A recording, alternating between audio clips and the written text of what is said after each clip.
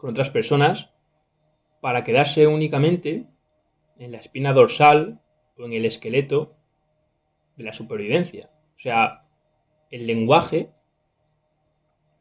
la lengua, claro, primero es el lenguaje, que es la capacidad de comunicarnos, y luego es la lengua, que es la materialización de un código dentro del lenguaje. Bueno, pues el lenguaje vendría a ser una forma de estar en la realidad y de no volverse loco, básicamente. O sea, el lenguaje pierde sus mecanismos de pedir cosas al mundo, pues de pedir pan, de dar las buenas noches, de saludar a ese vecino que te cae tan mal, para ser el lenguaje en sí mismo, hablado con uno mismo, que es como Nolan lo hace, una forma de no perder la cabeza. Estoy repitiendo mucho en esto porque en verdad da para mucho. Pero bueno, vamos a dejarlo aquí. Voy a pasar a la siguiente diapositiva, que tampoco queremos entrar aquí en bucle. Bueno, vamos con los nudos blancos y la imposibilidad de clausurar el significado. Otra de las grandes tensiones lingüísticas que plantea la ciudad ausente aparecen los llamados nudos blancos, unos espacios que, según la propia novela, en los que según la propia novela se condensa la experiencia. Esto recuerda un poquito a la Aleph de Borges. La Aleph de Borges, sí, el elemento Aleph, bueno, el Aleph es un relato, pero el Aleph en sí es un punto donde parece concentrarse una totalidad inabarcable. Bueno, para quien no se haya leído el relato del Aleph de Borges, lo resumo muy rápidamente. Trata sobre un señor que en la parte inferior de unas escaleras, en una casa, se encuentra un Aleph.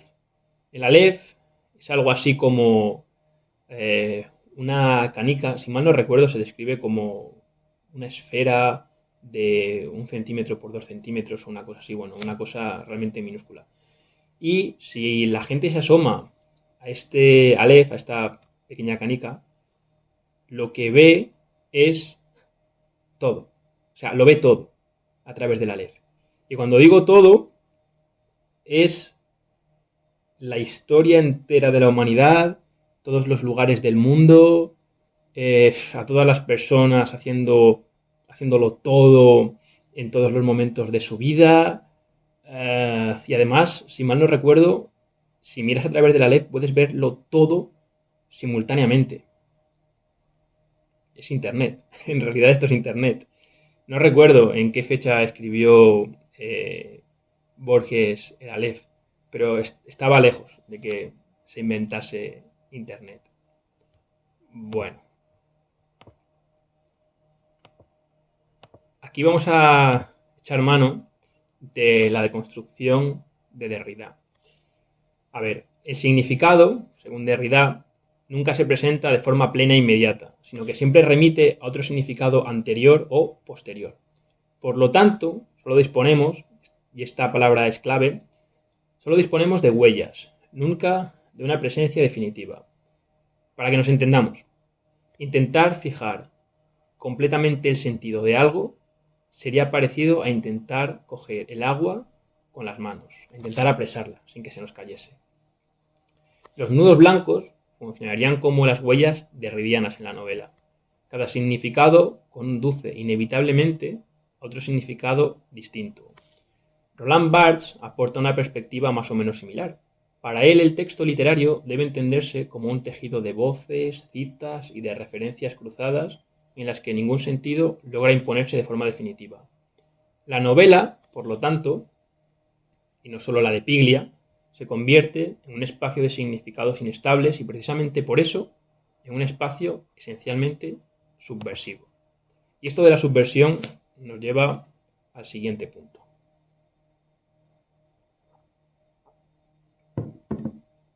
Que es la terrible clínica del doctor Arana. Bueno, la clínica del doctor Arana es otro de los grandes escenarios de reflexión de la novela. De reflexión, por cierto, más política que lingüística. Aunque ambos conceptos, aunque muchas personas no quieren admitirlo, van de la mano. La clínica del Dr. Arana es una institución dedicada a extirpar recuerdos verdaderos e implantar memorias artificiales. Y cualquier referencia o cualquier coincidencia con Blade Runner, yo creo que no es para nada coincidencia. Va por ahí la cosa.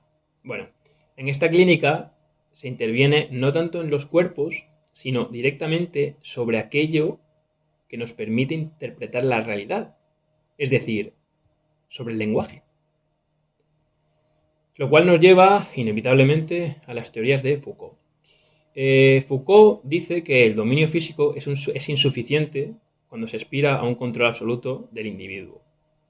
El verdadero poder reside en la capacidad de controlar el discurso y con él la manera en la que las personas constituyen el mundo que les rodea. El discurso institucional, en la novela, en la realidad no pasan estas cosas. Bueno, que nadie se le ocurra pensar que nos quieren controlar con palabras. Es una locura. Bueno, ironías aparte. Digo que el discurso institucional en la novela aspira a imponer un referente único. Esto es, una interpretación oficial y estable de la realidad. Claro. Lo que pasa es que la máquina de Macedonio representa precisamente el movimiento contrario. Frente a la imposición de un significado único, la máquina produce relatos múltiples, interpretaciones alternativas y nuevas posibilidades de sentido. En realidad, toda la novela, ya lo he dicho antes, pero lo repito, puede entenderse como una lucha por el control del significado de la realidad. Es muy fuerte. Además, he puesto aquí, no se ve muy bien, ya lo siento, he puesto por aquí una tabla de las técnicas de coerción de Biederman. Biederman escribió una carta en la que relataba una serie de técnicas, sí, una serie de torturas, vamos a decirlo claramente, que se llevaban a cabo durante la guerra de Corea, si mal no recuerdo. Sé que es en el contexto posterior a la Segunda Guerra Mundial, a la Guerra Fría, pero no recuerdo si es en la Guerra de Corea. Bueno, el caso es que Biederman identifica una serie de técnicas que los torturadores llevan a cabo con sus víctimas. Algunas de ellas, por cierto, tristemente reconocibles si uno pone la oreja y el ojo en la publicidad y sobre todo en las noticias que vemos en la televisión. Y hasta aquí puedo leer. Bueno, vamos con las conclusiones. Las técnicas de coerción de Biederman darían por otro vídeo. Son realmente interesantes. Durante cierta pandemia que vivimos también pudieron verse algunas de estas técnicas llevadas a cabo, sobre todo las que se refieren a la comunicación. Bueno, vamos con las conclusiones, que está haciendo el vídeo ya muy largo. Bueno, como conviene señalar, no lo he dicho antes, pero lo digo ahora, en la novela aparece un personaje llamado Boas. Y esto ya es elucubración mía. Puede ser, y digo puede ser porque no estoy seguro, que se trate de una referencia a Franz Boas, un antropólogo del siglo XX. Aunque como digo, esto es una cosa más anecdótica. Más allá de referencias concretas, lo interesante de la novela de Piglia es que no se limita a hacer lingüística descriptiva, es decir, a observar fenómenos del lenguaje y describirlos desde fuera. Su procedimiento consiste en tomar conceptos procedentes de la teoría lingüística, de la filosofía y incluso de la teoría literaria y convertirlos en materia narrativa. En cierto sentido, Piglia lleva esta teoría a la práctica, esto es, lo ficcionaliza. Ficcionaliza los problemas lingüísticos y los convierte en problemas, en tramas, dentro de su novela. Precisamente por eso, y aquí viene un beef a los filólogos, la novela constituye una refutación de la idea de que lingüística y literatura pertenecen a planos o ámbitos diferentes. La novela demuestra que ambas disciplinas pueden y deben dialogar y enriquecerse mutuamente, hasta el punto de que la ficción se convierte en un laboratorio en el que las teorías del lenguaje cobran vida. Y vamos ya con la última diapositiva.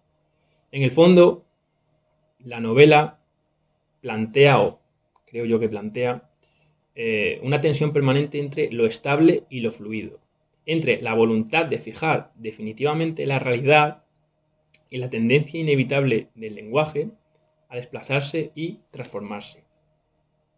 El lenguaje, la lengua, mejor dicho, por mucho que algunos quieran fijarla, limpiarla y darle esplendor, se escapa de esto.